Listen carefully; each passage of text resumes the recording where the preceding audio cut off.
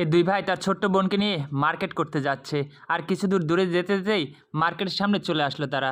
এবং তারা দুজন নামলো আর বোনকে বললো, তুই এখানে একটু বস, আমরা একটু আসছি।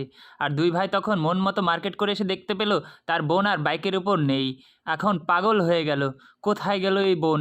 আমার বোন কি হারিয়ে গেল না কেউ নিয়ে গেল? এই খোঁজ। তখন দুদিক দুজন ছুটতে লাগলো, তন্ন তন্ন করে খুঁজতে লাগলো, কোথাও নেই, কোনো দিকে নেই। এদিক ওদিক ছোটাছুটি। পার্কের আছে ভাই, এখানে একটা ছোট্ট মেয়ে আসছিল না। পার্কের লোক না করলো, ডাব বিক্রেতার কাছে জিজ্ঞেস করলো, ভাই এই ধরনের একটা মেয়ে দেখছেন? না, সেও বললো না। কন্ন তন্ন করে খুঁজতেছে, কোনো দিকে নাই। জাম্পিংয়ে বক্সের ওখানে গেল, সেখানেও নাই।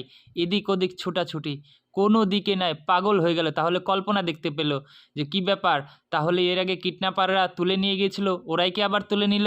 তখন ভাবছে না কি করব এখন, মনে হয় কিডন্যাপাররাই নিয়ে গেছে। তখন আরও পাগল হয়ে গেল, কি ব্যাপার, আমার আজকে বাড়ি যাওয়া হবে না, বাবা আমাকে রাখবে না। তখন বলল, পেয়েছিস? না। দুজন পাগল হয়ে গেছে। ভাই, এই সাইজের একটা ছোট্ট মেয়ে দেখেছেন? না না, কোনো মেয়ে ঠেয়ে কিচ্ছু দেখিনি, আপনারা কোথা থেকে আসছেন? তখন দুই ভাই পাগল হয়ে গেল এবং কান্নাকাটি করতে লাগলো। হঠাৎ এক ভাই দেখতে পেল সেই বোন পার্কের হাতির কাছে বসে আছে এবং সেখানে খেলা করতেছে, চোখ গায়ে হাত বুলিয়ে দিচ্ছে মূর্তির। আর দুই ভাই তখন ছুটে গেল বোনের কাছে, দেখতে পেলো হ্যাঁ এটা তারই বোন। তারা তখন চোখের জল মুছে স্বাভাবিক হয়ে গেল এবং বলল, এখানে তুমি একা আসছো কেন বোন?